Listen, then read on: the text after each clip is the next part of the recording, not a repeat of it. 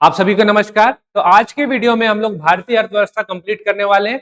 Single video पे पूरी भारतीय अर्थव्यवस्था को हम लोग देखेंगे। अगर आप सीजीपीएससी की तैयारी कर रहे हैं, साथ में व्यापम की तैयारी कर रहे हैं या भारतीय लेवल की कोई भी एग्जाम की तैयारी कर रहे हैं, इंडियन इकोनॉमिक्स का पोर्शन महत्वपूर्ण है। तो इस एक वीडियो से आपको इतना डिटेल इंसाइट मिल जाएगा कि आपको इकोनॉमिक्स समझने में और बनाने में बहुत ज्यादा मुश्किल आने वाली नहीं है ना। तो वीडियो को अंत तक देखिएगा। अगर अभी आप हमारे साथ नए जुड़े, वीडियो को लाइक करिए और वीडियो को शेयर करके रखिए, ये आपके लंबे समय पे काम आने वाला है। चलिए शुरू करते हैं। इंडियन इकोनॉमिक्स हम लोग को शुरू करना है और डिटेलिंग के साथ शुरू करेंगे। जो हमारे साथ नए जुड़े हैं वो यहाँ से मेरे बारे में जानकारी प्राप्त कर सकते हैं। वर्तमान में मैं स्टेट टैक्स जीएसटी इंस्पेक्टर के पद पे हूँ। अगर मुझसे जुड़ना चाहें, कुछ पूछना चाहें तो इस इंस्टा आईडी से कनेक्ट करिए। और साथ ही कुछ लोग चाहेंगे कि इसका पीडीएफ कहाँ से अवेलेबल होगा, तो हमारे एक शानदार टेस्ट सीरीज चल रहा है। फर्स्ट कमेंट में मैं आपको लिंक दे दूंगा उसका। वहां पे ये सारे टेस्ट सीरीज के इसके जो पीडीएफ है वो भी आपको अवेलेबल हो जाएंगे। टेस्ट तो हो ही रहा है, साथ में हम लोग कुछ एक्स्ट्रा कंटेंट भी प्रोवाइड करा रहे हैं। वीडियो सॉल्यूशन भी प्रोवाइड करा है ना, वो सारा टेस्ट सीरीज में मिल जाएगा। लेकिन आपको सिर्फ और सिर्फ वीडियो सॉल्यूशन की आवश्यकता है। आप चाहते हैं कि आपको सिर्फ एक्सप्लेनेशन देखना है, तो उसके लिए हमने ज्वाइन बटन को भी एक्टिव किया हुआ है। इस ज्वाइन बटन के माध्यम से जितने भी अभी टेस्ट होंगे, अभी बहुत सारे टेस्ट ऑलरेडी अपलोडेड हो चुके हैं वीडियो सॉल्यूशन उसके, लेकिन और जितने भी बाकी टेस्ट आपके बचे हुए हैं सारे आपको ज्वाइन बटन पे वीडियो सॉल्यूशन अवेलेबल हो जाएंगे। तो ज्वाइन बटन को भी आप एक बार चेकआउट कर सकते हैं। इसके अतिरिक्त जो डिटेल में पढ़ना चाहते हैं, economic survey, economics, CGGS, Indian GS, उनके लिए हमने सीजीपीएससी प्री प्लस मेंस का ये स्पेशल कोर्स भी लॉन्च किया हुआ था। आप चाहें तो इसको भी एक बार चेकआउट कर सकते हैं। इंस्टॉलमेंट का प्रोसीजर भी अवेलेबल है, 4999 के प्राइस पे है, लेकिन आप इसको इंस्टॉलमेंट के माध्यम से भी पे कर सकते हैं। टेस्ट भी इसी में है, सारे पीडीएफ भी इसी में अवेलेबल है, कोर्सेज भी इसी में अवेलेबल है, हर कुछ है इसमें। एक बार आप जाके चेकआउट जरूर करिएगा, फर्स्ट कमेंट में लिंक। चलिए शुरू करते हैं। और हम लोग को देखना है भारतीय अर्थव्यवस्था, है ना। बहुत व्यापक टॉपिक है, बहुत सारी चीजें कवर करनी है। बहुत सारे ऐसे विद्यार्थी हैं जो पहले ना कॉमर्स बैकग्राउंड से रहे हैं ना बीए बैकग्राउंड से रहे हैं, तो अर्थव्यवस्था समझने में थोड़ी सी परेशानी भी होती है। लेकिन हम लोग सिंपल और आसान भाषा में इसको समझाने का आपको प्रयास करेंगे और आपको डेफिनेटली एग्जाम में बेनिफिट करेगा। खासकर वनडे एग्जाम के लिए तो ये आपका रामबाण रहने वाला है। सीजीपीएससी प्री, मेंस, साथ में व्यापम का एग्जाम या इंडिया लेवल का एसएससी दे रहे हैं आप, बैंक दे रहे हैं, आपको हेल्प करेगा। चलिए शुरू करेंगे। हम लोग अर्थव्यवस्था को समझते हैं। अर्थव्यवस्था को समझने के लिए हम लोग को सबसे पहले इसका मीनिंग देखना पड़ेगा, है ना। तो मीनिंग क्या होता है? अर्थ जो शब्द ही है ना, इसको हालांकि लिया गया है प्राचीन भारतीय इतिहास से ही। अर्थ का मतलब ही मुद्रा होता है, इस चीज को ध्यान रखेंगे। आपने सुना होगा धर्म अर्थ काम मोक्ष, चार पुरुषार्थ, तो वहीं से इसको लिया गया। अर्थ मतलब मुद्रा होता है और व्यवस्था मतलब प्रणाली। तो जो मुद्रा है उसको व्यवस्थित करने की जो प्रणाली है उसी को अर्थव्यवस्था बोलते हैं। सिंपल सा मीनिंग है, इसी के साथ हम लोग चलेंगे, कोई इश्यू नहीं है। ठीक, आते हैं हम लोग कि अर्थव्यवस्था का जनक, जो फादर ऑफ इकोनॉमिक्स है, उसे किसे कहा जाता है? तो आप नाम लगाएंगे किनका? एडम स्मिथ का। वनडे एग्जाम में इनसे क्वेश्चन पूछता है कि ये बताइए कि फादर ऑफ इकोनॉमिक्स कौन है, तो एडम स्मिथ है ना। तो ये तो हो गया। इनका जो किताब है उसका नाम जरूर याद रखिएगा, इससे क्वेश्चन एग्जाम में आते हैं। वेल्थ ऑफ नेशन, इनके किताब का नाम क्या है? Wealth of nation. और थोड़ा सा कभी डिटेल के लिए जाए तो एडम स्मिथ पूछ सकता है कि कहाँ के थे, ये बता दीजिए। तो स्कॉटलैंड के ये व्यक्ति थे। आप क्या काम करिए, शॉर्ट नोट्स बनाते चलिए, वहां से भी आप इसको बहुत ज्यादा डिटेल कवर कर लेंगे। नहीं तो पीडीएफ वगैरह का है, तो पीडीएफ आपको टेस्ट सीरीज में अवेलेबल हो जाएंगे और कोर्स में भी अवेलेबल है, वहां से आप इसको चेकआउट कर सकते हैं। जब भी हम लोग इकोनॉमिक्स की बात करते हैं तो इकोनॉमिक्स को हम लोग को दो दृष्टिकोण से देखना होता है ना। तो दो टाइप का इकोनॉमिक्स आपको समझना है। एक रहता है आपका क्या? माइक्रो इकोनॉमिक्स, है ना, जिसको व्यष्टि अर्थशास्त्र बोलते हैं, और एक रहता है मैक्रो, जिसको समिष्ट अर्थशास्त्र के नाम से बोला जाता है। तो माइक्रो जैसे नाम से समझ में आ रहा है, छोटा, तो छोटे चीजों का आकलन करते हैं, छोटी चीजों की गणना करते हैं। जैसे उपभोक्ता को देखेंगे, परिवार को देखेंगे, फर्म को देखेंगे, छोटे यूनिट हो गए। लेकिन जब आप बात करते हैं मैक्रो, मतलब बड़े साइज की बात करते हैं, तो बड़े साइज में बड़ी तस्वीरें देखनी पड़ेगी अपने को। तो हम लोग को राष्ट्रीय आय को देखना है।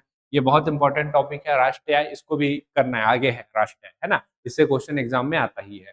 उसके अलावा मुद्रास्फीति, इन्फ्लेशन, बहुत इंपॉर्टेंट टॉपिक है, इससे भी एग्जाम में क्वेश्चन आते हैं, इसको भी देखेंगे।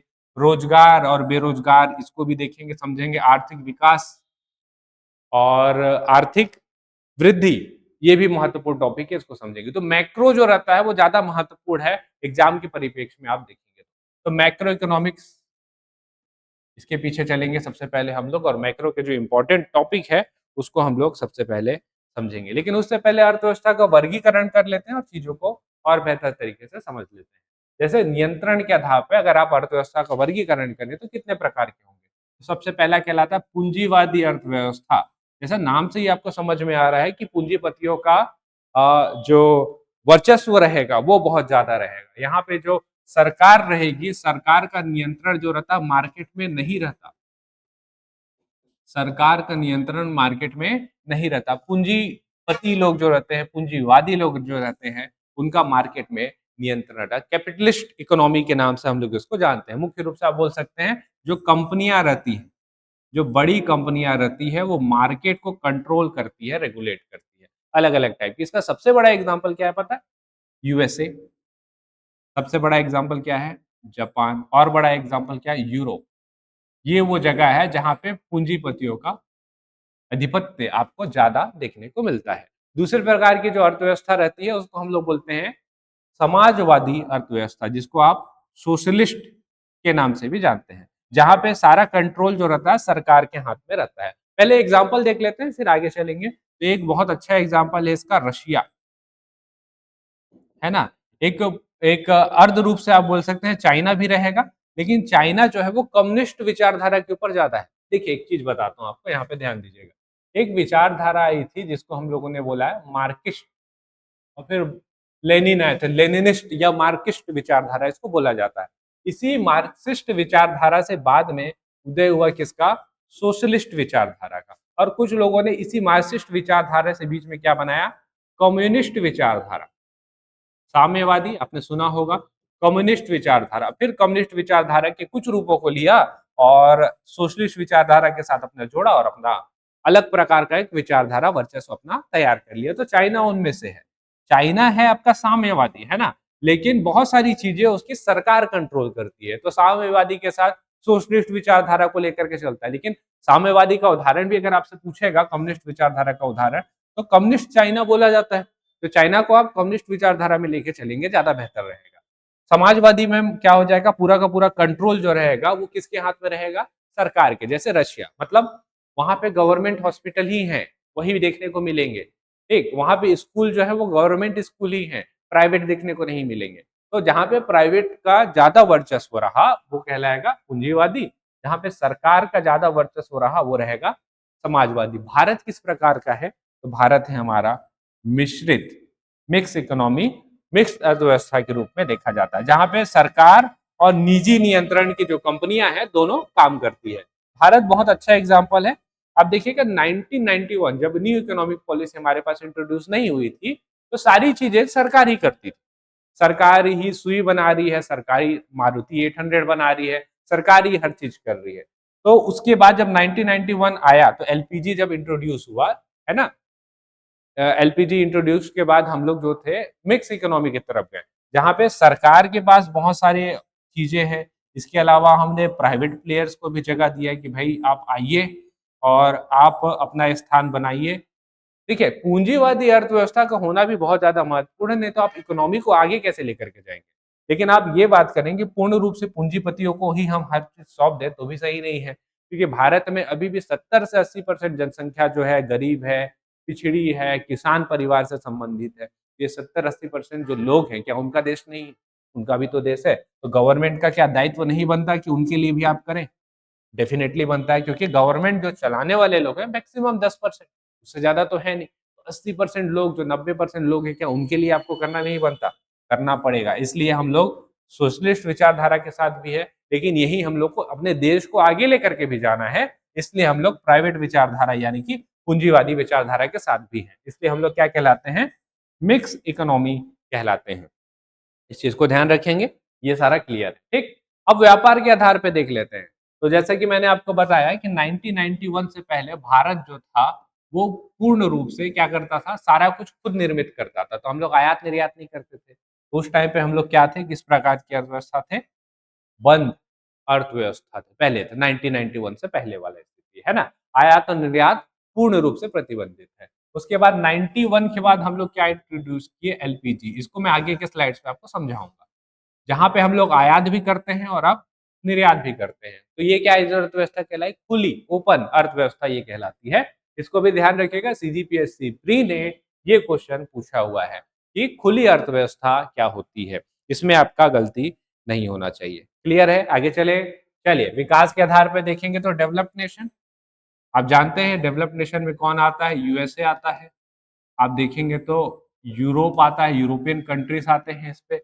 विकासशील कंट्रीज की बात करें हम लोग तो इंडिया आता है। इंडिया के अलावा चाइना भी विकासशील देश में ही आता है। हालांकि बहुत ज्यादा डेवलप्ड हो गए हम लोग, लेकिन अपने आप को विकासशील ही बोलते हैं। अंडर डेवलप्ड, जिनका बहुत ज्यादा शोषण हुआ है, अभी भी वो पूर्ण रूप से बाहर नहीं आ पाए हैं, अफ्रीका है ना, नामीबिया, इस टाइप के जो कंट्रीज है वो अंडर डेवलप्ड में आएंगे। अब यहीं पे जब हम लोग डेवलपिंग नेशन की बात कर रहे हैं, तो आपको डेवलपिंग नेशन के लिए एक शब्द होता है, इसको जरूर पता होना चाहिए, जिसको बोलते हैं हम लोग नामा 11। सीजीपीएससी प्री ने नामा 11 करके एक क्वेश्चन पूछा हुआ था, जिसका फुल फॉर्म क्या है, non agriculture market access. Full form याद रखिएगा, नॉन एग्रीकल्चर मार्केट एक्सेस। आपको पता है कि पूरे विश्व में जो व्यापार को संतुलित रखता है और उसके ऊपर कार्य करता है, उसको हम लोग बोलते हैं डब्ल्यूटीओ, वर्ल्ड ट्रेड ऑर्गेनाइजेशन। तो डब्ल्यूटीओ से हम लोग जितने भी हमारे नॉन एग्रीकल्चर प्रोडक्ट है, उसमें टैरिफ आप ज्यादा मत लगाइए। उसकी वकालत करने के लिए नामा 11 बनाया गया, जिसमें भारत भी सदस्य है। और ये किनका काम है, विकासशील देशों का काम है। तो नामा 11 पूछा हुआ क्वेश्चन है, ये भी आप ध्यान रखेंगे। तो ये सारी इंफॉर्मेशन क्लियर है, सारा चीज आपने समझा हुआ है, कुछ भी ऐसा दिख नहीं रहा है जो छूटा होगा। चलें आगे। जब आगे आ ही रहे हम लोग, तो आगे हम लोग को देखना है अर्थव्यवस्था के 3 प्रमुख क्षेत्र, है ना, जो primary sector, secondary sector, tertiary sector के नाम से आप जानते हैं। और यही जो 3 क्षेत्र हैं, ये वो क्षेत्र हैं जो आप बोल सकते हैं मानव समाज या मानव सभ्यता की सबसे बड़ी खोज है। यही 3 सेक्टर है, और इसी को ही इकोनॉमी का एकदम पिलर भी बोला जाता है। जैसे एग्रीकल्चर सेक्टर बोलते हैं, सब प्राथमिक क्षेत्र। इसको आप कैसे पता कर सकते हैं, देखिए जो चीज नेचुरली मार्केट में या नेचुरली इन्वायरमेंट में अवेलेबल है, वो कहलाता है आपका प्राथमिक क्षेत्र। जैसे कृषि आप कर रहे हैं, नेचुरली अवेलेबल है। खनन, ये बहुत इंपॉर्टेंट है, ध्यान रखिएगा। हम लोग को क्या लगता है कि माइनिंग जो रहेगा वो इसमें आना चाहिए, द्वितीय क्षेत्र में आना चाहिए, लेकिन वो किस में आता है, प्राइमरी क्षेत्र में आता है। तो माइनिंग जो है उसको याद रखिएगा, वो प्राथमिक क्षेत्र में आता है। मतलब इन्वायरमेंट में अगर वो नेचुरली अवेलेबल है, खनन करने तो मिल गया ना, माइनिंग किए तो, अब उसमें से अगर आप और निकाल रहे हैं तो वो आपका सेकेंडरी क्षेत्र में आ जाएगा, ऐसा याद रखिएगा, ठीक है। तो सेकेंडरी क्षेत्र में क्या आ जाता है, मुख्य रूप से इंडस्ट्रीज आ जाते हैं। जैसे गेहूं से अगर आप आटा बना रहे हैं, इंडस्ट्री का इस्तेमाल होगा ना। गन्ने से शक्कर बना रहे हैं, स्टेब्लिश करेंगे ना फर्म। कपास से कपड़ा बना रहे हैं, मशीनें लगेंगी ना। तो इस टाइप के जो क्षेत्र रहते हैं वो द्वितीयक क्षेत्र में आते हैं। फिर आपका काम आता है सर्विस देना। आईटी की सर्विस बहुत अच्छी एग्जांपल है इसकी, है ना। रेलवे की सर्विस बहुत अच्छी एग्जांपल है, परिवहन वाले।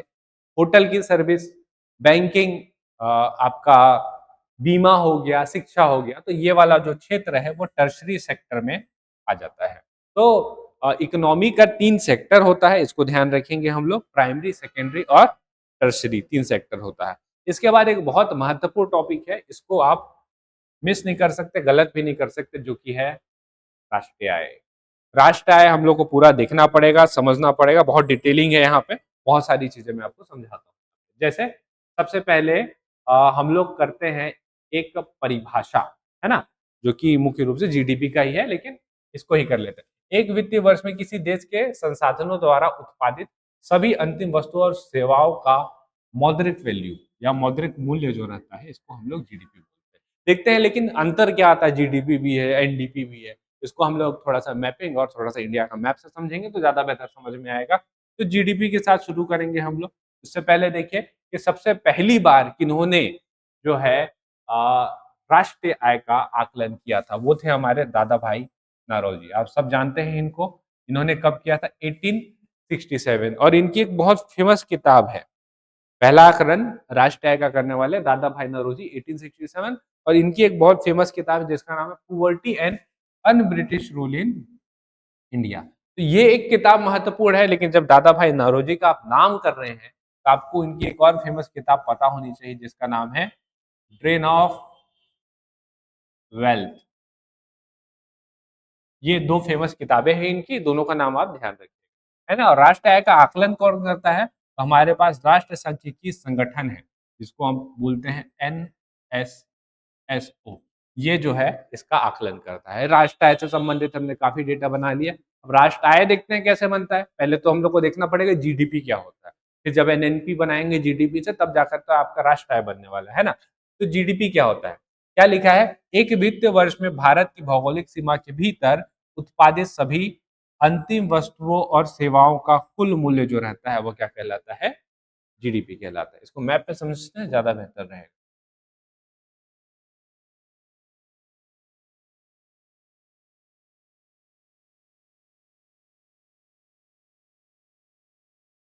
एक रफली मैप बना हुआ है। अब इसमें हम लोग समझने का कोशिश करते हैं। ये भारत की भौगोलिक सीमा बन गई। इस भौगोलिक सीमा के अंदर जो है इंडियन कंपनियां काम कर रही, साथ में फॉरेन कंपनियां काम कर रही।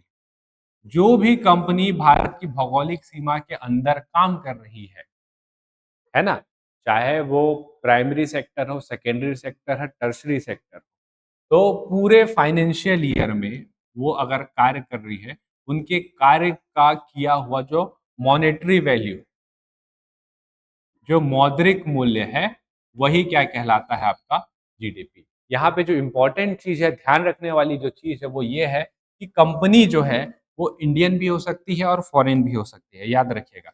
अभी हमारी भी तो कुछ ऐसी इंडियन कंपनी है जो दूसरे जगह पे काम कर रही है ना। तो हम क्या करते हैं, जीडीपी में इंडियन कंपनी और फॉरेन कंपनी दोनों को लेते हैं जो भारत की भौगोलिक सीमा के अंदर काम कर रही है, और फाइनेंशियल ईयर में जो मॉनेटरी वैल्यू हम लोग को प्रोवाइड कराती है वो कहलाती है जीडीपी। ये क्लियर है? ठीक। अब देखिए यहाँ पे वापस, एक वित्तीय वर्ष में भारत की भौगोलिक सीमा के भीतर उत्पादित सभी अंतिम वस्तु और सेवाओं के कुल मूल्य को हम लोग क्या बोलेंगे? जीडीपी। अभी इसी जीडीपी में आप क्या करिए, क्या करिए, डेप्रिसिएशन को माइनस कर दीजिए। देखिए क्या हुआ, सिर्फ हमने इस जीडीपी में क्या किया? डेप्रिसिएशन, है ना। डेप्रिसिएशन का मतलब यहाँ पे क्या हो जा रहा है? उस वस्तुओं को प्राप्त करने के लिए जो भी चीजों खर्चे हुई है और बहुत सारी चीजों को हमने मतलब इस्तेमाल किया है, वो सारी चीजों को हम लोग अगर माइनस करेंगे तो क्या बन जाएगा? आपका एनडीपी बन जाएगा, है ना, शुद्ध घरेलू उत्पाद। अभी तक तो ठीक है। अब देखिए जीएनपी पे आते हैं हम लोग। जीएनपी पे क्या होगा? वापस से इस वाले डायग्राम में आइए। जीडीपी में तो हम लोग समझ गए कि इंडियन और फॉरेन कंपनियां काम कर रही है। जीएनपी पे क्या होता है इसको समझिए। हम लोग पूरे विश्व में जितनी भी इंडियन कंपनी है, पूरे विश्व में जितनी भी इंडियन कंपनी है, उन्होंने जो भी अर्निंग की है और उनके पैसे को हम लोग सम्मिलित करके बनाते हैं क्या? जीएनपी। तो मतलब जीएनपी का जब हम लोग आकलन कर रहे हैं तो इंडियन कंपनी वाले को तो हम लोग ऐड करेंगे, ये जो फॉरेन कंपनी वाला जो है, जो भारत में पैसा दे रहा है, भारत के अंदर काम करके, इसको माइनस करेंगे। और कोई दूसरा देश है, वहां पे भी इंडियन कंपनी होगा और वहां पे उसका खुद का कंपनी होगा, हमारे लिए तो फॉरेन है। तो ये जो इंडियन कंपनी पैसा दे रहा है या पैसा बना रहा है, इसको हम लोग यहाँ पे ला करके ऐड करेंगे। तो जीएनपी में क्या किया जाता है? सिर्फ जितनी भी पूरे विश्व में इंडियन कंपनी है, उनके पैसों को मॉनेटरी टर्म में जोड़ा जाता है और बनाया जाता है आपका जीएनपी। तो इसके लिए हम लोग को क्या करना पड़ेगा? इंपोर्ट माइनस एक्सपोर्ट, इस वजह से ही करते हैं। आइए यहाँ पे देखिए, जब हम लोग जीएनपी निकाल रहे हैं तो जीडीपी में हम लोग क्या करेंगे?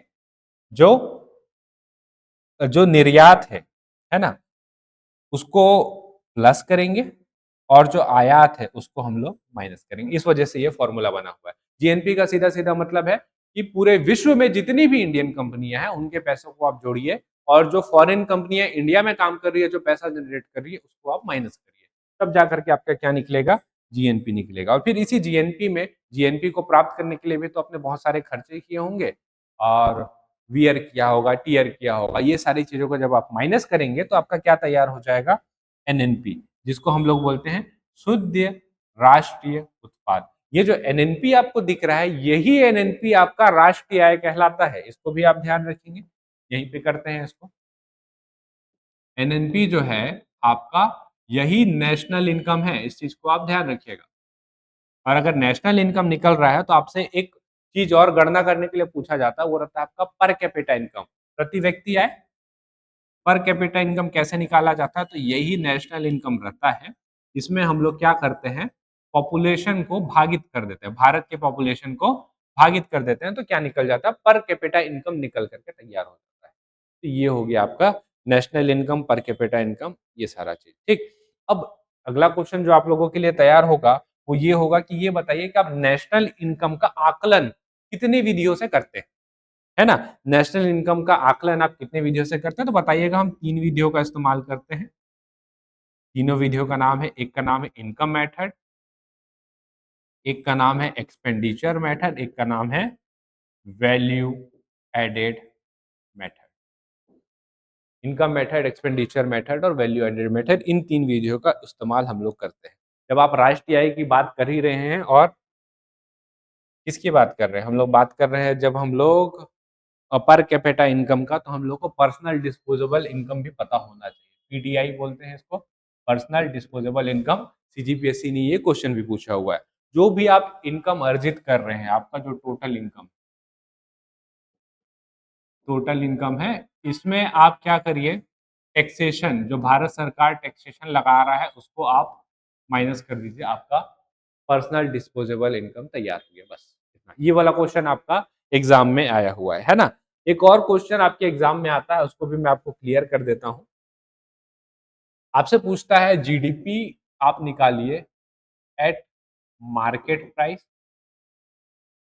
जीडीपी पूछता है मार्केट प्राइस में निकालिए, है ना। तो आप क्या करेंगे, जो जीडीपी रहेगा, जीडीपी रहेगा फैक्टर कॉस्ट पे रहेगा, जीडीपी जो फैक्टर कॉस्ट पे रहेगा उसमें आप करेंगे plus indirect tax minus subsidy, plus indirect tax minus subsidy. ये करेंगे तो आपका क्या निकल जाएगा, जीडीपी एक्स मार्केट प्राइस। ये मार्केट प्राइस वाला क्वेश्चन और फैक्टर कॉस्ट वाला क्वेश्चन, ये मार्केट कॉस्ट या मार्केट प्राइस कर लीजिए, मार्केट कॉस्ट वाला क्वेश्चन और फैक्टर कॉस्ट वाला क्वेश्चन भी एग्जाम में बार बार पूछा हुआ है। तो ये क्वेश्चन आता है, पर्सनल डिस्पोजेबल इनकम का क्वेश्चन आता है, ये जो नेशनल इनकम है उसका क्वेश्चन आता है, पर कैपिटा इनकम का क्वेश्चन आता है, जीडीपी का आकलन कैसे करते हैं इसका भी क्वेश्चन आता है। सारे जो टॉपिक्स मैंने कराए हैं वो बहुत महत्वपूर्ण है, इस चीज को ध्यान रखिएगा। एग्जाम में ये अगर पूछ दिया तो आप यहाँ से गलती नहीं करेंगे। तो ये हमारा नेशनल इनकम है, जिसमें मैक्सिमम चीजें मैंने आपको कवर करा दी, कुछ ऐसा छूटा नहीं है तो आपको नेशनल इनकम में देखने की आवश्यकता है। ठीक, चलिए आगे चलते हैं। और जब यहाँ तक हो गया है तो अगला जो हमारा टॉपिक है उस पर बढ़ते हैं, वो है आपका आर्थिक वृद्धि बनाम आर्थिक विकास। देखिए, जब हम लोग किसी देश को नापते हैं या किसी देश का आकलन करते हैं तो दो ही तरीका हमारे पास अभी फिलहाल के लिए। एक हैप्पीनेस इंडेक्स भी है, लेकिन उसको अभी वर्ल्ड वाइड इतना पॉपुलर नहीं किया गया है। हम लोग नापते हैं आर्थिक वृद्धि के रूप में, आर्थिक वृद्धि, और एक बनता है आपका आर्थिक विकास। हालांकि आप देखेंगे पैरामीटर्स और पैमाना देखेंगे ना, तो आर्थिक वृद्धि जो है वो छोटा पैरामीटर है, और आर्थिक विकास जो है आर्थिक वृद्धि को साथ में लेकर के चलता है, और बड़ा पैरामीटर। जैसे अगर हम लोग बात करें तो आर्थिक वृद्धि को नापने के लिए आप जिस चीज का इस्तेमाल करते हैं वो रहता है जीडीपी, जिसको निकालने का मेथड हमने अभी थोड़ी देर पहले देखा हुआ है। और जब जीडीपी की आप बात कर ही रहे हैं तो मैं आपको बता ही देता हूँ कि 2024-25 में भारत की जीडीपी कितनी रही। 2024-25 में अगर आपसे पूछेगा भारत की जीडीपी आर्थिक सर्वेक्षण के अनुसार, ये थी आपकी 6.4%, है ना। छत्तीसगढ़ का पूछता तो होता वो 7.5%। इतना ठीक है। 25-26 के हिसाब से थोड़ी चीजें और देख लेते हैं। 25-26 की बात करें तो भारत की जीडीपी, हालांकि अभी तक तो 2 क्वार्टर हुआ है, बताते नहीं बनेगा आपको, लेकिन भारत की जीडीपी 7.2 से 7.4% के बीच में बढ़ेगी, ये आकलन अभी तक लगाया गया है, 7.2 से 7.4। तो Q1 और Q2 का ग्रोथ रेट जो है, आप ये जान लीजिए, ये आपके काम का है। Q1 में जो भारत की जीडीपी ग्रो की थी वो की थी 7.8% की दर से, और सबसे ज्यादा इंटरेस्टिंग पॉइंट जो है वो है आपका सेकेंड क्वार्टर में 8.2% की दर से ग्रो की 8.2 बहुत बड़ा है। कब? जब ट्रंप ने टैरिफ लगाया है, उसके बाद हम लोग 8.2% की दर से ग्रो कर रहे हैं। और अभी तो जीएसटी 2.0 का इफेक्ट भी देखने को नहीं मिला है। जीएसटी 2.0 जब आप ऐड करेंगे तो इंडिया का जो Q3 का ग्रोथ रेट आएगा वो बहुत अच्छा आएगा। 7.5 से 8 आसपास तक आपको देखने को मिल जाएगा, एक प्रिडिक्शन है ना? तो ये है जीडीपी का खेल। चारों क्वार्टर आता है, फिर एवरेज निकाला जाता है, फिर हम लोग बताते हैं कि जीडीपी का ग्रोथ रेट कितना है। 24-25 का ध्यान रखेंगे हम लोग, कितना था? 6.4% के दर से ग्रो किया हुआ था। और जब हम लोग जीडीपी की बात कर ही रहे हैं, क्योंकि इकोनॉमिक ग्रोथ देखना है ना हम लोग को, इकोनॉमिक ग्रोथ का जो मेन पैरामीटर रहता है वो जीडीपी ही रहता है। एक जीडीपी रहता है और एक पर कैपिटा इनकम भी रहता है, लेकिन मुख्य रूप से जीडीपी को ही देखते हैं, है ना? देखिए जीडीपी निकल गया तो फिर आप नेशनल इनकम निकाल लेंगे, नेशनल इनकम निकाल लेंगे तो पर कैपिटा इनकम तो निकल ही जाएगा।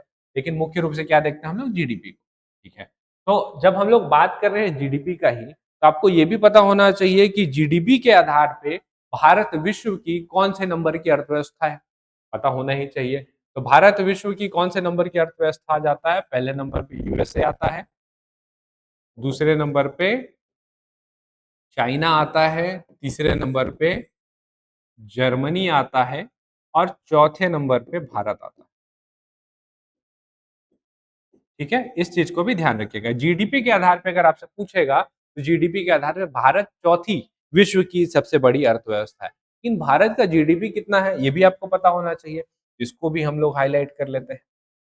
भारत का जीडीपी कितना होना चाहिए और कितना है ये भी देख लेते हैं, है ना? तो आईएमएफ एक रिपोर्ट निकालता है जिसको ये बोलते हैं इकोनॉमिक आउटलुक रिपोर्ट, 2025 में इन्होंने निकाला था। इकोनॉमिक आउटलुक रिपोर्ट 2025 में इन्होंने निकाला। और क्या बोलते हैं इकोनॉमिक आउटलुक रिपोर्ट के आधार पे कि भारत का जो जीडीपी का वो है, वैल्यू है, वो कितना है? 4.18 ट्रिलियन डॉलर। ठीक है, कितना है भारत का?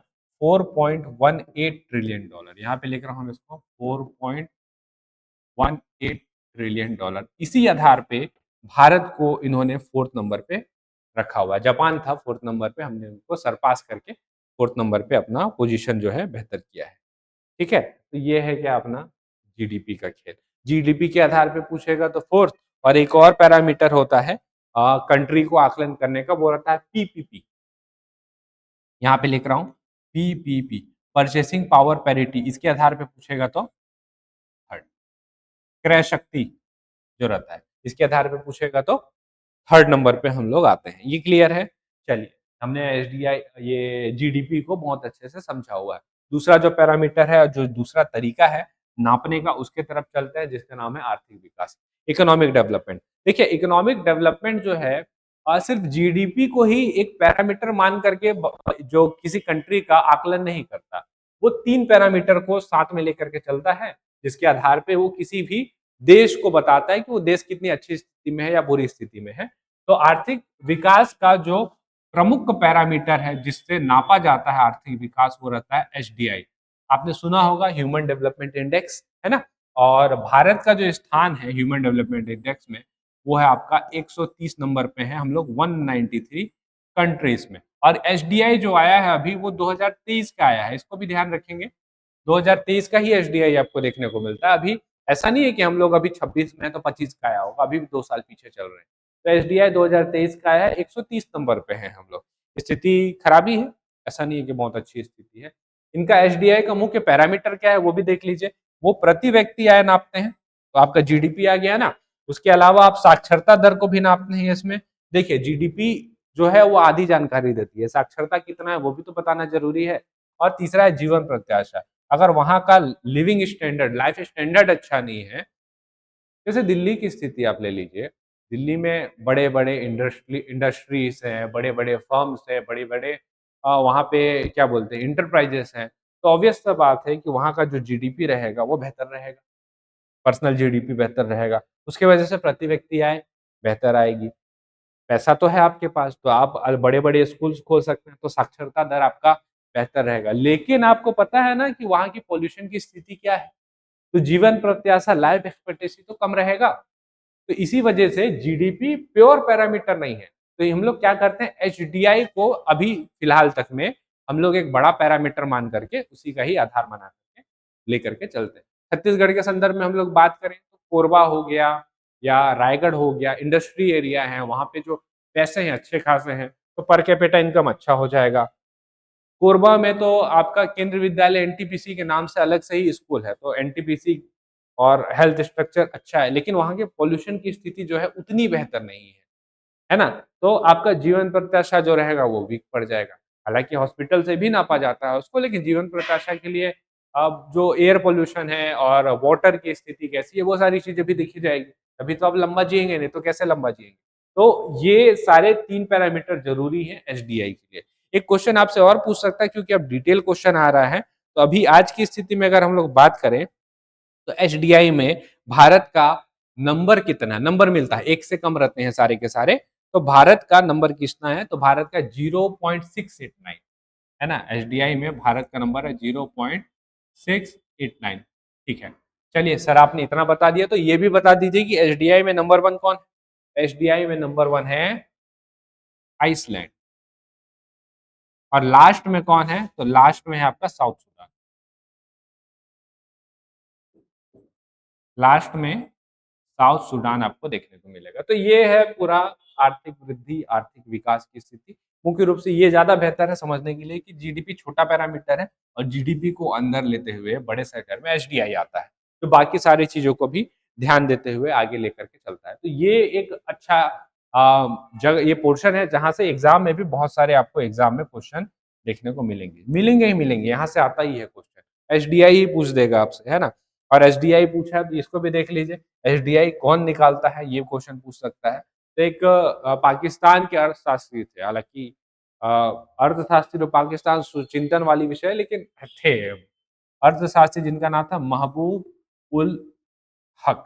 इन्होंने एक प्रपोज किया था कि जो आप जीडीपी के जरिए नाप रहे हैं वो प्योर पैरामीटर नहीं है। तो इन्होंने प्रपोज किया, जिसको बाद में अमर्त्य सेन जो हमारे भारत के हैं, नोबेल प्राइज विनर, इन्होंने भी समर्थन किया और बाद में यूनाइटेड नेशन डेवलपमेंट प्रोग्राम ने इस पैरामीटर को ले लिया, एक्सेप्ट किया, और उसके बाद फिर इसी के आधार पे ही आकलन जो है कंट्री का एचडीआई के आधार पे किया जाता है। तो ये है।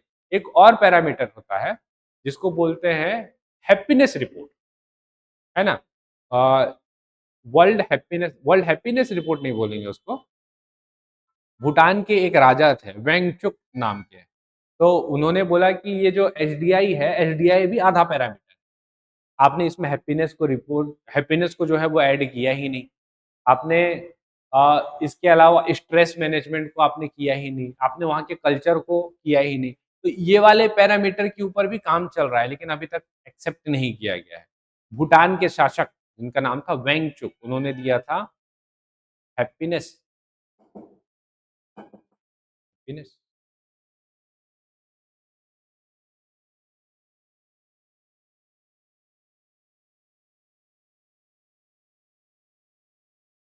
तो भूटान के शासक ने जो रिपोर्ट दिया था वो था ग्रॉस नेशनल हैप्पीनेस, है ना। जी, जीएनएस, ग्रॉस नेशनल हैप्पीनेस, ये वाला दिया हुआ था। इसको भी अपनाने की बात चल रही थी, लेकिन नहीं अपनाया गया। आप जान ही रहे हैं कि इसको अभी क्यों नहीं अपनाया जाएगा, क्योंकि ये इस साइड से आया हुआ है, ये थोड़ा-सा पार्शियलिटी भी देखने को मिलता है। ये कल्चर को भी ऐड करते हैं, स्ट्रेस मैनेजमेंट को भी ऐड करते हैं, खुशी को ऐड करते हैं इस रिपोर्ट में। आप तब तो किसी देश का आकलन कर पाओगे कि पूरा देश जो है वो कितना विकसित हो रहा है।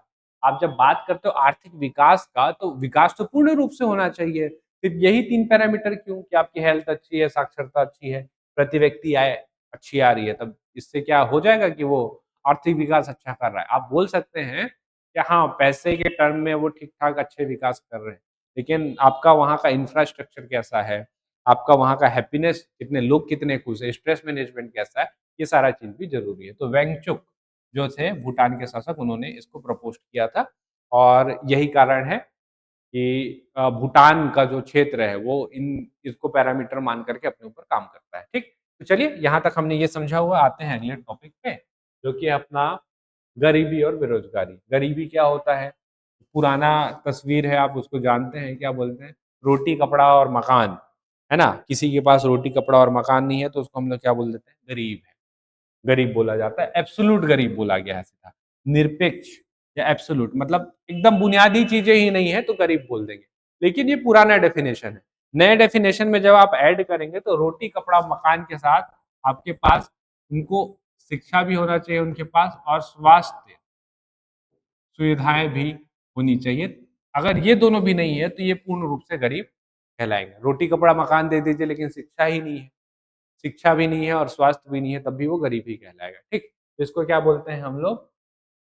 निरपेक्ष या एब्सोल्यूट गरीब। एक और चीज को ऐड करने के ऊपर बात हो रहा है और उसको करना भी चाहिए, है ना, वो है आपका पेयजल। पीने का पानी इतना महत्वपूर्ण आधारभूत जरूरी चीज है, लेकिन इसको अभी तक ऐड नहीं किया गया है, लेकिन इसके ऊपर बात चल रहा है। रोटी कपड़ा मकान शिक्षा स्वास्थ्य और पेयजल, पीने का पानी भी तो हो उसके पास। हम लोगों ने खाद्य सुरक्षा दे करके, खाद्य सुरक्षा अधिनियम ला करके खाने की व्यवस्था तो कर दी, पानी की व्यवस्था कौन करेगा? पानी तो अच्छा दीजिए, मरकरी वाला पानी मिल रहा है ना, बहुत खारा पानी मिल रहा है, इसके कारण जो बीमारी है वो भी तो हो रहे हैं। तो ये सारा चीज जो रहेगा गरीबी की श्रेणी में आएगा। अब गरीबी की दो श्रेणियां होती है, एक रहता है आपका एब्सोल्यूट गरीब और एक रहता है आपका रिलेटिव गरीब। एब्सोल्यूट गरीब किसको बोलते हैं? एब्सोल्यूट गरीब मतलब एकदम ही बिल्कुल नहीं है कुछ उनके पास, यही रोटी कपड़ा मकान शिक्षा स्वास्थ्य नहीं है तो वे एब्सोल्यूट गरीब कहलाएगा। सापेक्ष रिलेटिव गरीब कौन है? रिलेटिव गरीब है हम लोग जैसे लोग, जैसे हम लोग कंपेयर कर रहे हैं अपने आप को किसी दूसरे के साथ। हम मैं अपने आप को कंपेयर कर रहा हूँ अंबानी के साथ, तो उसके कंपेयर में तो मैं गरीबी हुआ ना। तो ये वाला जो गरीबी है इसको सापेक्ष गरीब कहा जाता है, रिलेटिव गरीब कहा जाता है। और जब आप सापेक्ष गरीबी की बात करते हैं तो हमको आय की असमानता भी तो दिखेगा। उनकी आय बहुत ज्यादा है, मेरी आय बहुत कम है, तो आय की असमानता को आप कैसे नापेंगे? तो आय की असमानता को नापने के लिए एक कर्व का इस्तेमाल होता है जिसको हम लोग बोलते हैं लॉरेंज कर्व। इसको ध्यान रखिएगा, इससे क्वेश्चन एग्जाम में आया हुआ है। ठीक है, बहुत इंपॉर्टेंट है और इससे क्वेश्चन एग्जाम में पूछा हुआ है। आय की असमानता को आप कैसे नापेंगे? तो ये आपका लॉरेंज कर्व जिससे ये नापा जाता है। कुछ कमिटियां भी बनी थी गरीबी से संबंधित, इसको भी आप ध्यान रखेंगे, जो कि है सुरेश तेंदुलकर समिति, रंगाराजन समिति और लक्कड़वाला समिति। तो ये बहुत महत्वपूर्ण समितियां हैं जो गरीबी से संबंधित है। ये है गरीबी, गरीबी आपने पूरा कर दिया। अनएम्प्लॉयमेंट में आए, बेरोजगारी क्या होता है मीनिंग? काम करना चाहते हैं लेकिन काम नहीं मिल रहा है, इसको हम लोग बेरोजगारी बोलते हैं। तो बेरोजगारी के प्रकार होते हैं, लेकिन मुख्य प्रकार को ही मैंने हाईलाइट किया हुआ है, वो आपके काम के हैं, उसी को हम लोग देखेंगे।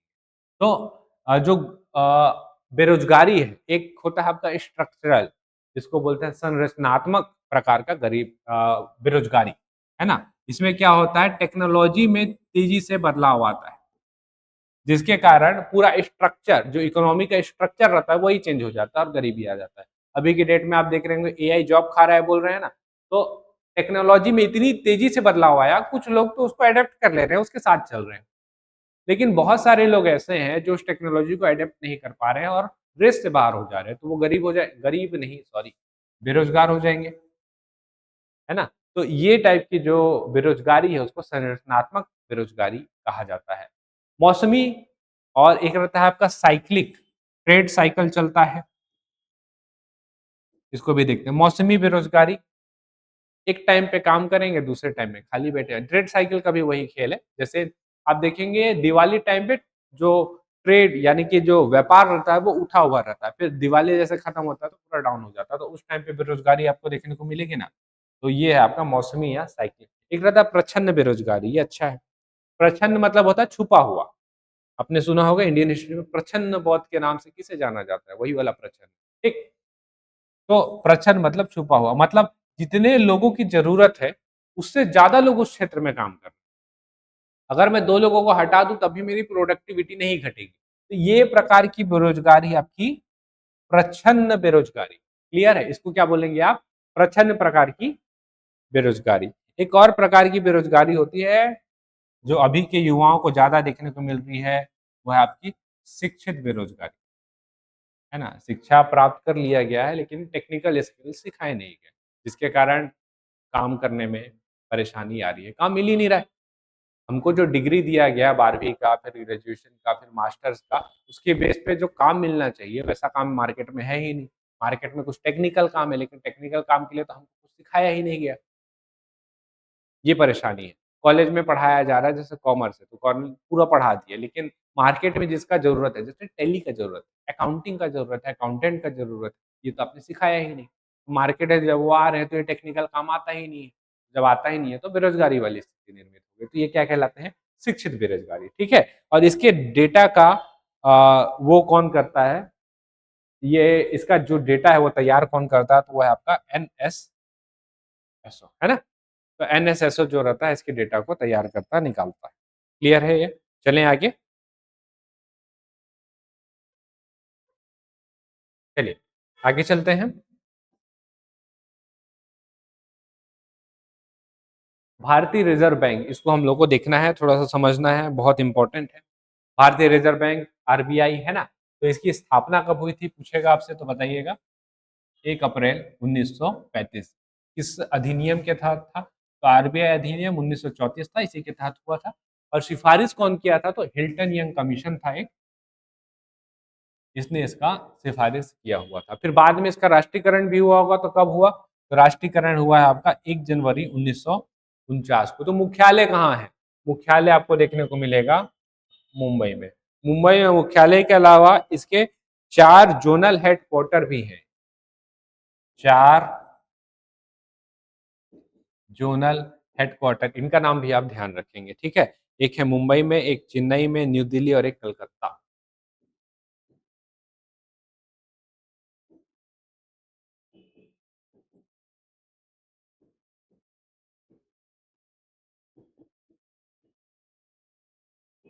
और चौथा कलकत्ता।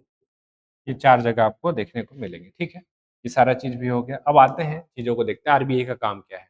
तो बैंकर्स बैंक बोलते हैं, जितने भी बैंकिंग बॉडीज़ हैं, उनको रेगुलेट करने का, समझाने का, सिखाने का, और जो मुद्रा है उसका फ्लो मार्केट में बनाए रखने का, या मुद्रा को मार्केट से खींचने का जो काम है, वो आरबीआई ही करता है, ठीक है? इसको हम लोग बोलते हैं बैंकों का बैंक। जब बैंक को पैसा घट जाएगा तो कहाँ से लेंगे लोग? यहाँ से लेते हैं, आरबीआई से लेते हैं, है ना? प्रिंटिंग कौन करता है पैसों का? जो करेंसी रहता है उसका जारी कौन करता है? वो करता है आपका आरबीआई ही, यही है, इनके पास ही है, छपता यहीं से ही है। सरकारों का भी बैंक यही है। सरकार, सोचे आप कभी कि सरकार को जो पैसे आ रहे हैं वो कहाँ जमा हो रहे हैं? आरबीआई के पास जमा हो रहे हैं। और एक और चीज़ है कि ये कुछ नीतियाँ बनाता है जिसका नाम है मौद्रिक नीति, है ना? जिसको बोलते हैं हम लोग मॉनेटरी पॉलिसी। इस मौद्रिक नीति के सहारे ही ये पूरे मार्केट में पैसे का रेगुलेशन करते हैं। परसेंटेज को कम करके, ज़्यादा करके, अभी अगर आपको ध्यान होगा तो पर्सनल लोन जो था, पर्सनल लोन का जो इंटरेस्ट रेट था वो कट कर दिया गया था, कम हो गया था। और प्रोसेसिंग चार्ज भी नहीं लग रहा था। तो इससे क्या बेनिफिट आएगा उसको सोच करके देखिए। पहले अगर 13% था, 13% से अब घट करके 10% हो गया, तो लोगों को क्या लगेगा? पर्सनल लोन अब ले लेते हैं। तो अब क्या किए लोग, जाकर के बैंकों से पर्सनल लोन लिए, तो उनके हाथ में पैसा आया ना। पैसा आया तो पैसा क्या करेंगे? रखे तो नहीं रहेंगे, मार्केट में खर्च करेंगे। तो सरकार क्या चाहती थी, या आरबीआई यहाँ पे क्या चाहती थी, कि मार्केट में पैसा जाए, लोग और खर्चा करें, जिससे जो चीज़ों की डिमांड रहे वो और बढ़े, सप्लाई चेन जो रहे और मजबूत हो। तो उसके लिए लोगों के हाथ में पैसा जाना ज़रूरी है। तो कैसे पैसा जाए? तो परसेंटेज रेट को आप कट कर दीजिए। तो जैसे आपने परसेंटेज रेट को कट किया, वैसे लोगों के हाथ में पैसा आया, वैसे लोगों ने मार्केट में स्पेंड करना शुरू किया। और इससे क्या होगा, इकोनॉमी जो मैंने आपको बताया था ना कि क्वार्टर 1 में इतना परसेंट, क्वार्टर 2 में इतना परसेंट, कैसे? अभी इतना ही स्टैग्नेंट फॉर्म में चल रहा है। अब जब मैंने मार्केट में लोगों के हाथ में पैसा दे दिया तो पंप करेगा ना ऊपर। ऐसे करके मार्केट में पैसा पंप किया जाता है और फिर परसेंटेज रेट को बढ़ा करके मार्केट से पैसा खींचा भी जाता है। ये भी तरीका होता है। ठीक है? तो ये आरबीआई का कार्य है। यहाँ सारा चीज़ हमने समझा हुआ। आगे चलते हैं। जो ये नीतियाँ बनाता है उसको थोड़ा-सा हम लोग समझ लेते हैं। जो आरबीआई नीति बनाता है उसको हम लोग क्या बोलते हैं? मौद्रिक नीति, है ना? मौद्रिक नीति के नाम से जाना जाता है। आरबीआई बनाता है और इस नीति में जो महत्वपूर्ण चीज़ रहता है वो रहता है ये। Repo rate, reverse repo, CRR, SLR, bank खुले बाजार की क्रियाएँ, ये सारा चीज़ देखने को मिलता है। एक-एक करके हम लोग समझते हैं। सबसे पहले है repo rate, short term loan है। किसको लेना रहता है? जो बैंक, कमर्शियल बैंक है, इनको आरबीआई से लेना है। तो क्या करता है यहाँ पे आरबीआई, कि अगर मान लीजिए परसेंटेज को कम कर दे, तो बैंक ज़्यादा पैसा लेगा। परसेंटेज को बढ़ा दे, तो बैंक कम पैसा लेगा। तो शॉर्ट टर्म लोन जो कमर्शियल बैंक आरबीआई से लेते हैं, उसको बोलते हैं रेपो रेट। उसके बाद आता है रिवर्स रेपो, जैसा कि नाम से ही समझ में आ रहा होगा आपको। रिवर्स रेपो क्या होता है? आरबीआई के पास बैंक जो है वो पैसा जमा कराता है। अब मान लीजिए बैंकों के पास ज़्यादा पैसा है, कहाँ रखें? आरबीआई के पास कुछ टाइम के लिए डिपॉजिट कर देते हैं, इंटरेस्ट तो अच्छा मिलता ही है और सुरक्षित भी तो है। तो रिवर्स रेपो का खेल यहाँ पे आता है। अब देखिए क्या होता है, बैंक आरबीआई क्या बोलता है कि मैं आपको ज़्यादा रिटर्न दूँगा। तो बैंक बोलते हैं कि भाई अपने पास पैसा पड़ा है, कुछ मिल नहीं रहा है, इससे ज़्यादा बेहतर है इस पैसे को मैं कहाँ डाल दूँ? आरबीआई के पास डाल दूँ। तो पैसा खींच लिया ना आरबीआई, ऐसे करके पैसा खींचता है और ऐसे करके पैसा देता है, ठीक है? फिर आता है एक सीआरआर। सीआरआर बैंक को मेंटेन करना ज़रूरी है अपने पास। सीआरआर जो रहता है, बैंक को मेंटेन करना ज़रूरी है।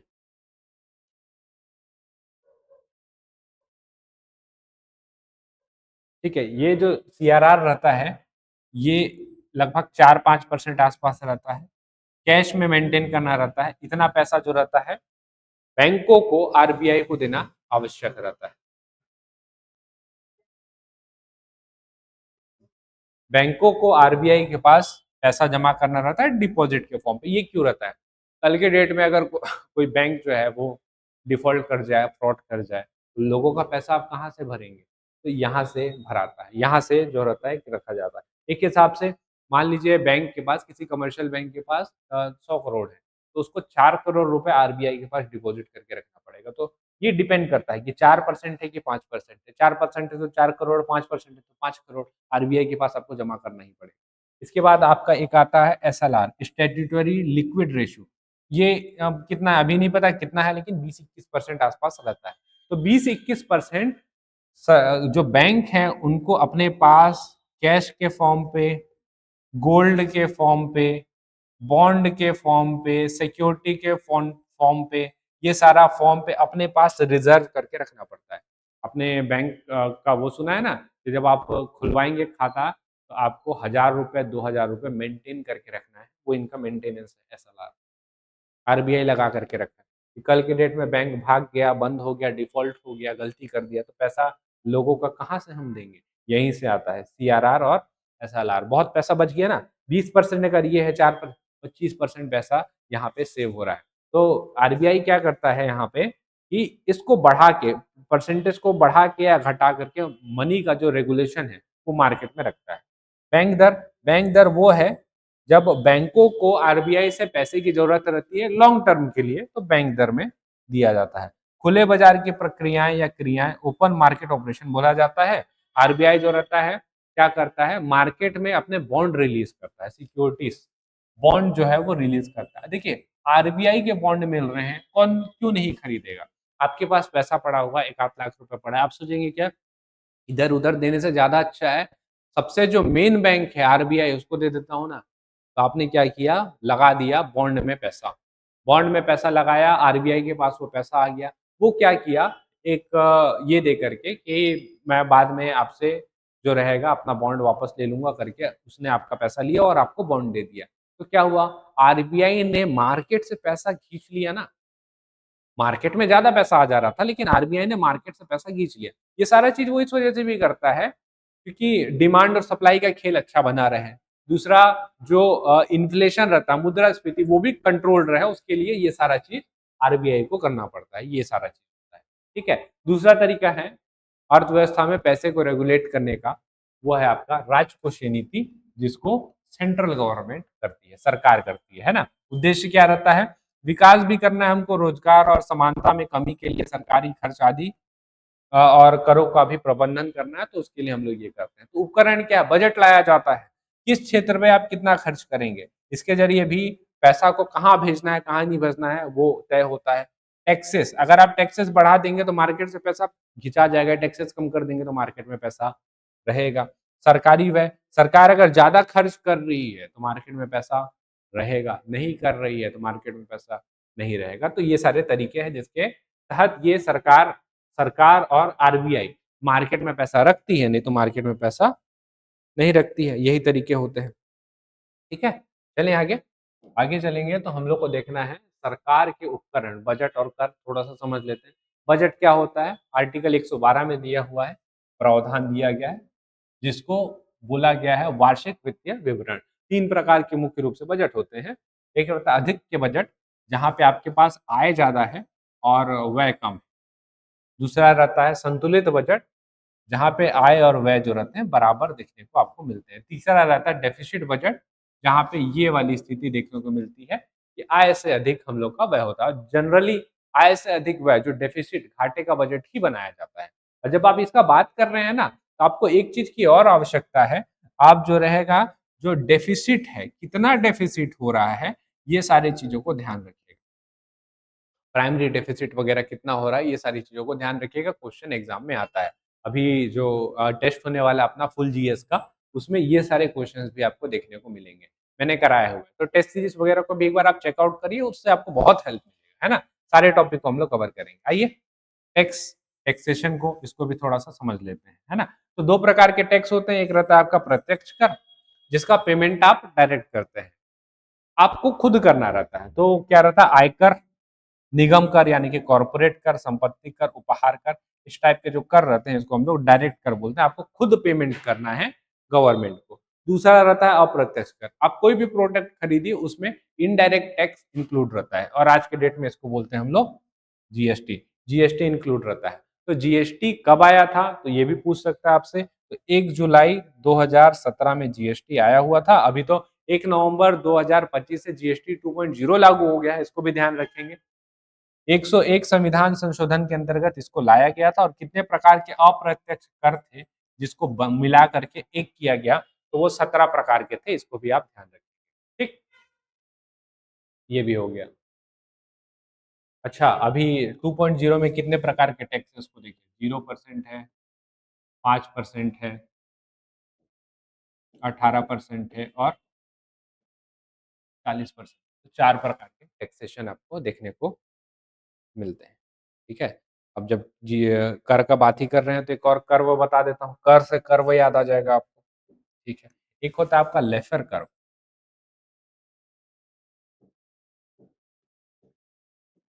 कर्व है, ध्यान रखेंगे। एक रहता है आपका लेफर कर्व। लेफर कर्व में क्या होता है? कर की दरों और कर राजस्व के बीच के संबंध को दर्शाता है आपका लेफर कर्व। कर की दरों और कर राजस्व के बीच के संबंध को दर्शाने वाला कर्व लेफर कर्व। इसको भी आप ध्यान रखेंगे, ठीक है? तो अब इतना देख ही रहे हैं, एक और कर्व बस लास्ट बच गया है, इसको भी कर ही लेते हैं, जिसका नाम है फिलिप्स कर्व।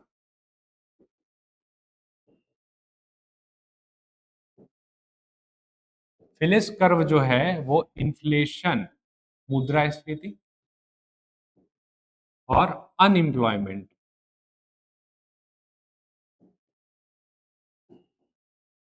को दर्शाता है। फिलिप्स कर्व मुद्रास्फीति और अनएम्प्लॉयमेंट को दर्शाता है। एक बार समझ लेते हैं इन्फ्लेशन क्या होता है। आपको पता है ना कि पैसे की वैल्यू हर साल घटती है बोलते हैं, इसी मुद्रास्फीति के कारण है। आज की डेट में अगर आपके पास 100 रुपए हैं, 1 साल के बाद भी वो 100 रुपए की वैल्यू 100 रुपए तो नहीं रहेगी। आपने सुना होगा ना कि हमारे ज़माने में तो 10 रुपए का ही पूरा राशन आ जाता था। आजकल 10 रुपए में क्या मिलता है? तो इस वजह से कुछ नहीं मिलता है, क्योंकि इन्फ्लेशन आ गया ना, मुद्रास्फीति आ गई। मुद्रास्फीति की वजह से उस 10 रुपए की वैल्यू जो आपके टाइम पे बहुत ज़्यादा थी और बहुत अच्छी थी, आज के डेट में 10 रुपए की वैल्यू घट करके बहुत कम हो गई है। एग्ज़ाम्पल के लिए हम लोग ले सकते हैं कि आज के डेट में अगर आपके पास 100 रुपए हैं, आज का बात कर रहा हूँ मैं 2026 का। जब आप इसी 100 रुपए को अगले साल लेकर के जाएँगे 2027 में, इसी 100 रुपए को, तब इस 100 रुपए से जो आप 100 रुपए का सामान खरीद सकते थे, आज के डेट में आ जाएगा। लेकिन 2027 में इसी 100 रुपए से आप आराम से सिर्फ़ और सिर्फ़ 94 रुपए का ही सामान खरीद पाएँगे। जो मुद्रास्फीति रहती है, वो आपके पैसे के वैल्यू को कम करते जाती है। हर साल 5 से 6% का आपका इन्फ्लेशन होना तय है। मुद्रास्फीति को नापने के लिए, इन्फ्लेशन को नापने के लिए जिस चीज़ का इस्तेमाल किया जाता है, वो रहता है डब्ल्यूपीआई, और दूसरा जो रहता है वो रहता है आपका सीपीआई। मुख्य रूप से कंज्यूमर प्राइस इंडेक्स नंबर का ही उपयोग लाया जाता है, क्योंकि कंज्यूमर ज़्यादा है, ठीक है? तो ये है आपका इन्फ्लेशन और अनएम्प्लॉयमेंट, उसको नापने के लिए फिलिप्स कर्व का आपका उपयोग किया जाता है, और कुछ बच तो रहा नहीं है। सारी चीज़ें हमने यहाँ पे कवर की हैं। ठीक है, एक और चीज़ है, इन्फ्लेशन को लिखने का और एक तरीका रहता है, जहाँ पे डिमांड बहुत ज्यादा रहे सप्लाई से, उस केस को हम लोग क्या बोलते हैं, इन्फ्लेशन बोलते हैं। इस चीज को भी आप ध्यान रखेंगे। आप बोलेंगे कि जो महंगाई है ना, महंगाई कैसे अच्छी हो सकती है? डिपेंड करेगा, अगर आपकी महंगाई बढ़ रही है, महंगाई अगर बढ़ रही है उसके साथ में अगर आपका इनकम स्टेटस भी बढ़ रहा है। पहले देखिए, जैसे आज के डेट में अगर मैं 100 रुपए कमा रहा हूँ, कल के डेट में भी अगर मैं 100 रुपए कमा रहा हूँ तो दिक्कत है। अगर आपकी इकोनॉमी डेवलपिंग है और ऊपर धीरे धीरे धीरे बढ़ रही है, तो अगर आज आप 100 कमा रहे हैं तो कल के डेट में 110 कमाएंगे, होगा ना? तो हल्का इन्फ्लेशन जो रहता है वो आपकी इकोनॉमी को पुश करता है और बेहतर करने के लिए, आपको पुश करता है और अर्न करने के लिए। तो धीरे धीरे जैसे इन्फ्लेशन ऐसे बढ़ रहा है और आपका इनकम भी उसी रफ्तार से बढ़ रहा है, तो वो इकोनॉमी के लिए सही नहीं है। इन्फ्लेशन बढ़ रहा है और उसी रफ्तार से या उससे ज्यादा तेजी से आपका इनकम बढ़ रहा है, तो वो बढ़िया है। इन्फ्लेशन होता है और बहुत ज्यादा इन्फ्लेशन हो जाता है, तो वो भी स्थिति सही नहीं है ना? जैसे अभी वेनेजुला का स्थिति आपने देखा होगा, ब्रेड का टुकड़ा लेकर के जा रहे हैं 10 लाख रुपए में, या 1 आध करोड़ का नोट छाप दिए, एक नोट, ये लीजिए 1 करोड़ रुपए जाकर के वहां से एक ब्रेड का टुकड़ा लेकर के आ रहे हैं। ये हाइपर इन्फ्लेशन की स्थिति है, यहाँ पे महंगाई दर बहुत ज्यादा है लेकिन लोगों का इनकम ही नहीं बढ़ा। तो उस केस में क्या हो गया, डिमांड तो बहुत ज्यादा है लेकिन उस चीज की सप्लाई नहीं है। जैसे मैंने आपको ब्रेड का स्थिति बताया कि एक पीस का ही ब्रेड है, डिमांड तो बहुत ज्यादा है, ब्रेड है, लेकिन उस ब्रेड का सप्लाई ही नहीं है, तो बहुत ज़्यादा जो रहेगा पंप अप हो जाएगा, रेट जो रहेगा बहुत ज़्यादा हाई हो जाएगा। तो ये होता है इन्फ्लेशन का खेल। इसका जस्ट उल्टा जो डिप्रेशन रहता है ना, वो और घातक है, वो मार्केट को और तोड़ देता है। आपको लगेगा सारे लोगों को पैसा बाँट दो, जैसे आपने इनके दिमाग में भी कभी आया ही होगा ना, इसको कमेंट करके बताइएगा आप लोग। आपके दिमाग में आया ही होगा ना कि अगर, हालाँकि वो क्या था, पॉलिटिकल था थोड़ा-सा, लेकिन फिर भी सोच करके देखिए कि अगर वो पैसा 15 लाख रुपए सबके सही में खाते में आ जाते, तो क्या स्थिति बनती? इकोनॉमिक्स के टर्म में सोच करके देखिएगा, क्या स्थिति आती? क्या सारे लोग अमीर हो जाते? या सारे लोग गरीब हो जाते? या डिमांड बढ़ जाता चीज़ों का? या सप्लाई बढ़ जाता चीज़ों का? क्या लोग एकदम घर में बैठ कर के सिर्फ पैसा ही गिनते रहते? क्या स्थिति आती? इसको एक बार सोच करके देखिएगा। सरकार के पास तो आरबीआई है ना, पैसा तो छाप ही सकते हैं। तो पैसा छाप करके लोगों को बाँट ही क्यों नहीं देते? सबको पैसा बाँट दो, एक बार में पूरा का पूरा गरीबी खत्म। क्या ये किया जा सकता है? इसके बारे में विचार करिए और नीचे कमेंट करके बताइएगा। अगर आप यहाँ तक आए हैं तो वीडियो को पूरे इंटरेस्ट के साथ यहाँ तक आपने देखा होगा और आप सोच विचार कर सकते हैं। तो नीचे कमेंट करिएगा ताकि बाकियों को भी पता कर पाएँ, बाकी लोग को भी पता चल पाए कि मतलब क्या स्थिति रहता है ना? इसको कमेंट सेक्शन को और जो ये कम्युनिटी है इसको इंटेलेक्चुअल ग्रुप बनाइए। जो आपके कमेंट रहे हैं, लोग पढ़ के उससे कुछ सीख पाएँ या बाकियों के कमेंट पढ़ के आप उनसे कुछ सीख पाएँ, ऐसा ग्रुप हम लोग फॉर्म करने का प्रयास करते हैं। चलिए, आगे चलेंगे। ये भी हो गया और हम लोग का अगला जो टॉपिक है वो है आपका योजना का नया युग, जो कि है नीति आयोग। इसको हम लोग थोड़ा-सा समझते हैं। देखिए, पहले प्लानिंग कमीशन था, है ना? प्लानिंग कमीशन को 15 मार्च 1950 में शुरू किया गया था। आपसे पूछेगा कि टोटल कितने 5 ईयर प्लान आए हैं? तो टोटल 12 5 ईयर प्लान आए हुए हैं। अब 5 ईयर प्लान की स्थिति यहाँ से क्वेश्चन आता ही है। आप बताएँगे कमेंट सेक्शन में कि 5 ईयर प्लान को लेकर के मैं अलग से वीडियो लाऊँ कि नहीं लाऊँ? नहीं तो इसमें मैं मैक्सिमम चीज़ आपका कवर करा दूँगा। पंचवर्षीय योजना जो था 1951 से 2014 तक चला हुआ। हालाँकि जो लास्ट पंचवर्षीय योजना है वो 2012 से 2017 तक चला। 12वीं पंचवर्षीय योजना जो थी आपकी 2012 से 2017 तक तो चली हुई है। तो इसको भी आप ध्यान रखेंगे। आपसे पूछता है कि पंचवर्षीय योजना को हमने कहाँ से लिया था? तो 1929 से में हमने इसको 1929 में रशिया ने इसका उपयोग किया था। बाद में हमने इसको रशिया से कॉपी पेस्ट किया और ये गैर संवैधानिक सलाहकार निकाय थी। ऊपर के कुछ लोग बैठते थे, बनाते थे, नीति निर्णय करते थे और उसके हिसाब से लोग जो केंद्र सरकार और राज्य सरकार जो रहती थी उसको फॉलो अप करती थी। आपसे एक चीज़ और पूछेगा, पूछेगा कि सबसे अच्छा कौन-सा है, सबसे बुरा कौन-सा है ना? तो सबसे अच्छा कौन-सा है करते हैं सबसे पहले।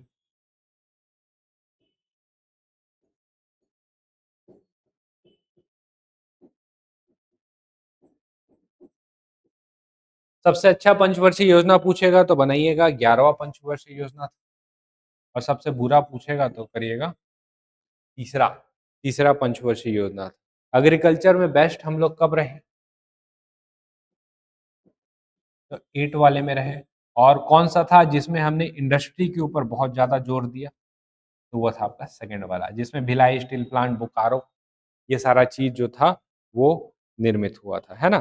तो ये देखने को हम लोग को मिलता है। वहीं आते हैं हम लोग फिर नीति आयोग।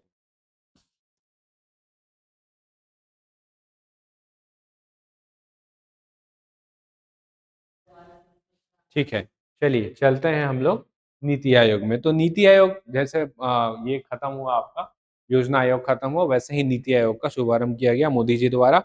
इसके जो अध्यक्ष रहते हैं, प्रेसिडेंट रहते हैं, वो जो पीएम रहता है वो खुद रहता है। इसके जो वाइस प्रेसिडेंट है वो है सुमन बेरी।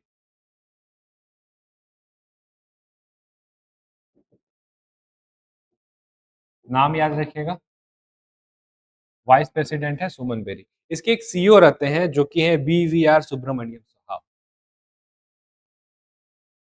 बीवीआर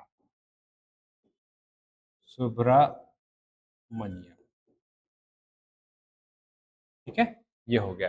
तो फुल फॉर्म पूछेगा, national institution for transforming India. स्थापना कब हुई थी, डेट पूछ सकता है।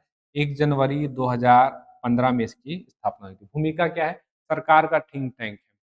प्लान विचार करेगा, बताएगा कि तकनीकी सलाह, नवाचार, जैसे वन नेशन वन इलेक्शन ना कौन काम कर रहा है, नीति आयोग तो काम कर रहा है, और कौन करेगा। तो 15 वर्ष का रोड मैप भी देता है, 7 वर्ष का रणनीति के ऊपर भी ये काम करता है। इसके अलावा कुछ रिपोर्ट भी जारी करता है, जैसे multi dimension poverty index, nation multi dimension poverty index ये जारी करता है। हेल्थ को लेकर के ये रिपोर्ट जो है वो जारी करता है, और सस्टेनेबल डेवलपमेंट ग्रुप को लेकर के ये जो रहता है रिपोर्ट जारी करता है। इंडिया इंडेक्स को लेकर के ये रिपोर्ट जारी करता है। तो कुछ कुछ अच्छे और बड़े रिपोर्ट भी ये जारी करता है, इसको भी आप ध्यान रखेंगे। आइए इसके बाद की चीजों को देखते हैं। वो है आपका विश्व वैश्विक अर्थव्यवस्था से जुड़ा हुआ कुछ चीज, जैसे आयात निर्यात क्या होता है, फॉरेन ट्रेड क्या होता है। जैसे आयात, आयात का मतलब क्या होता है, विदेशी देशों से माल और सेवाएं लेना, इसको आयात बोलते हैं। निर्यात मतलब विदेशी देशों को माल देना, निर्यात कहलाता है। एक एफडीआई होता है, इसको ध्यान रखिएगा, प्रत्यक्ष विदेशी निवेश बोलते हैं। जब निवेश होता है तो ये निवेश सिर्फ पैसा नहीं लाता, ये नई तकनीक भी लाता है, नया प्रबंधन भी लाता है, रोजगार भी लाता है, इसको ध्यान रखेंगे।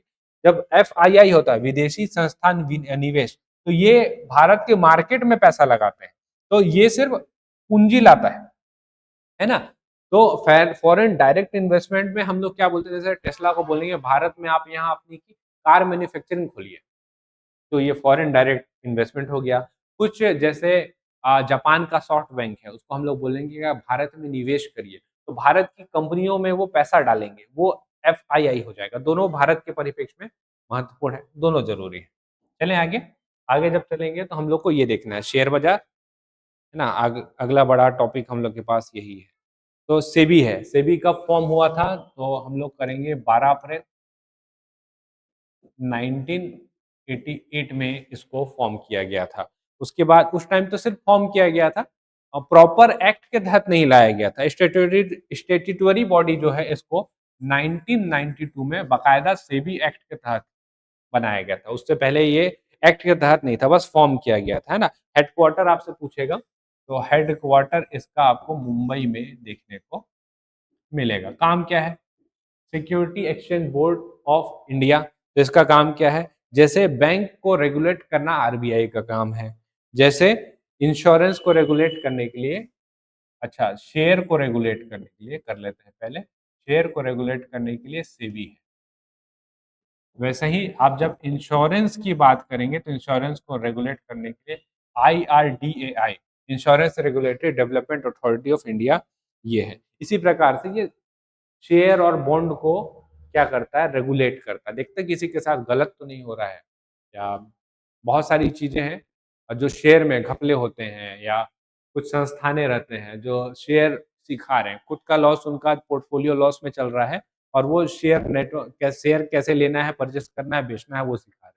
तो इस टाइप के संस्थानों को भी सेबी बंद करवाता है, और किया भी अभी रिसेंट का ही था, आपने देखा होगा। दो और बड़े स्टॉक एक्सचेंज है, और वो सेबी से पहले के, इसको भी ध्यान रखिएगा। एक है आपका 1875 में बना हुआ बॉम्बे स्टॉक एक्सचेंज, जिसमें सेंसेक्स है, इसका जो सूचकांक है वो सेंसेक्स है। तो भारत की 30 बड़ी जो कंपनियां हैं उसके ऊपर ये नजर रखता है, उसके जो चीजें रहते हैं उसके हिसाब से वो चलाता है। एक होता है आपका नेशनल स्टॉक एक्सचेंज, इसमें निफ्टी 50 इसका एक सूचकांक है, 1992 में स्थापित हुआ था और भारत का सबसे बड़ा स्टॉक एक्सचेंज यही है। ठीक है, ये 92 का डेट पता है आपको क्यों महत्वपूर्ण है? हर्षद मेहता का केस। तो हर्षद मेहता के केस के बाद से इसको स्टेट्यूटरी बॉडी बना करके उसके बाद फिर जा करके उसको बोले कि भाई रेगुलेट करो, इतनी बड़ी-बड़ी चीज़ें भी हो रही हैं। हर्षद मेहता के बारे में आपने ज़रूर पढ़ा होगा, सुना होगा। चलिए आगे चलते हैं और लास्ट चीज़ जो है हमारा वो है आपका 1991 का एलपीजी मॉडल। उस टाइम पे क्या हुआ था, भारत की स्थिति बहुत खराब थी। हम लोग वैसे भी क्लोज़ इकोनॉमी थे। अब क्लोज़ इकोनॉमी कुछ है नहीं करने के लिए, पैसा पूरा खत्म हो गया था, 7 दिन का राशन बचा हुआ था, 7 दिन के बाद आपको भारत को दिवालिया घोषित करना पड़ जाता। तो उस टाइम पे हम लोग मजबूरी में आईएमएफ के पास गए। आईएमएफ के पास अगर कोई देश जा रहा है तो समझ जाएगा कि उसकी स्थिति खराब है। आईएमएफ जब पैसा देता है तो ये किसमें देता है? कंडीशन में पैसा देता है। आईएमएफ ने पैसा दिया और बोला कि आपको अपने देश में एलपीजी लागू करना पड़ेगा। उस टाइम पे पीएम कौन थे ये बहुत ज़्यादा ज़रूरी है। नरसिम्हा राव जी की सरकार थी। देखिए यहाँ पे क्या है ना, वित्त मंत्री मनमोहन सिंह जी का नाम जो रहता है हमेशा लाइमलाइट आता है कि एलपीजी को लाने वाले कौन थे? मनमोहन सिंह। हमेशा याद रखिएगा प्रधानमंत्री का नाम हमेशा आता है कि कौन थे एलपीजी को लागू लागू देखिए एलपीजी तो बोल दिया गया कि एलपीजी लागू ही करना है। अब उसको भारत में कैसे लागू करना है उसको बनाने वाले कौन? वित्त मंत्री मनमोहन सिंह। लेकिन डील करने वाले, पैसा के लिए बात करने वाले और उस पूरे तंत्र को भारत में लाने के लिए प्रोत्साहित करने वाले कौन रहेंगे? नरसिम्हा राव। तो नरसिम्हा राव जो रहेंगे जब वो अम, मंत्रिमंडल चला रहे हैं, मंत्रिमंडल के हेड है तो नाम भी उन्हीं का होना चाहिए ना। तो नरसिम्हा राव थे। एलपीजी को लाने वाले कौन थे? नरसिम्हा राव। एलपीजी को भारत के हिसाब से मोल्ड करके व्यवस्थित तरीके से लागू करवाने वाले कौन थे? तो वो थे वित्त मंत्री मनमोहन सिंह। ऐसे करके हम लोग ध्यान रखेंगे। तो एलपीजी लाया गया, एल मतलब लिबरलाइजेशन, पी मतलब प्राइवेटाइजेशन और जी मतलब ग्लोबलाइजेशन। होता क्या है लिबरलाइजेशन मतलब बहुत सारे ऐसी चीजें थी, हम लोग क्या करते थे पता है कि इतना नियम कानून पेच फंसा दिए थे कि मतलब काम ही नहीं कर पाए आदमी, है ना। आर्थिक कानूनों को सरल बनाइए तभी तो आदमी काम कर पाएगा। जैसे अभी जीएसटी 2.0 हुआ, उसके बाद से अगर जीएसटी के लिए अप्लाई किया जा रहा है तो एक दिन में आपको जीएसटी नंबर मिल जा रहा है। पहले आपको 7 दिन लग सकते थे, 10 दिन लग सकते थे, सेंटर में गया तो महीना भी लग सकता था। हमने लिबरल किया ना, उदार बनाया ना। प्राइवेटाइजेशन, सुई से लेकर के मारुति 800 तक पूरा का पूरा सरकार बना रही थी। तो इन्होंने बोला कि आप एक काम करिए, कुछ जो यूनिट है उनको प्राइवेट कंपनीज को दीजिए। यहाँ से प्राइवेट कंपनीज का उदय भारत में शुरू हुआ। ठीक है, ग्लोबलाइजेशन, आप अपनी इकोनॉमी को क्लोज से ओपन करिए। आप भारत से बाहर कुछ सामान भेजेंगे, निर्यात करेंगे और भारत में बहुत सारा सामान जो रहेगा वो आयात भी करेंगे। तो ये होता है ग्लोबलाइजेशन। मार्केट को इस तरीके से ही चलाया जाता है। तो ये 3 चीज़ है। ये कब आया था इसको भी ध्यान रखिएगा, 1991। इसको बोला जाता है न्यू इकोनॉमिक पॉलिसी। बस कंप्लीट हो गया सारा। ठीक है, सब बातें हमने देख ली, अर्थव्यवस्था की तीनों क्षेत्र को देख लिया, जीडीपी को भी समझा, एसडीआई को भी समझा, आरबीआई को समझा, सरकार के नियंत्रक जो चीज़ें थी उसको भी समझा, एलपीजी को भी समझा। सारी चीज़ों को देख लिया और सारी चीज़ों को हम लोगों ने समझा हुआ है। तो यहाँ पे हमने किया कंप्लीट इकोनॉमिक्स का वन शॉट वीडियो और सारे जितने भी व्यापक पैमाने थे, सबको देखा हुआ है। अगर आपको वीडियो पसंद आया, वीडियो में कमेंट करके ज़रूर बताइए, वीडियो को लाइक ज़रूर करिए, दोस्तों के साथ शेयर करिए इसको ताकि जो ये वैल्यूएबल क्लास है उसका वो बेनिफिट ले पाएँ। बाकी बहुत सारी इन्फॉर्मेशन टेस्ट सीरीज़ से रिलेटेड और बाकी सारी चीज़ों से रिलेटेड फर्स्ट कमेंट में मैं पिन कर दूँगा। कमेंट सेक्शन खुला है, वहाँ पे आप अपनी राय भी रखिए, बाकी सारी चीज़ों के लिए और आगे की आपके साइड से जो हमारे लिए सलाह हो सकता है उसके लिए। अगले वीडियो में मिलेंगे हम लोग, तब तक के लिए आप सभी का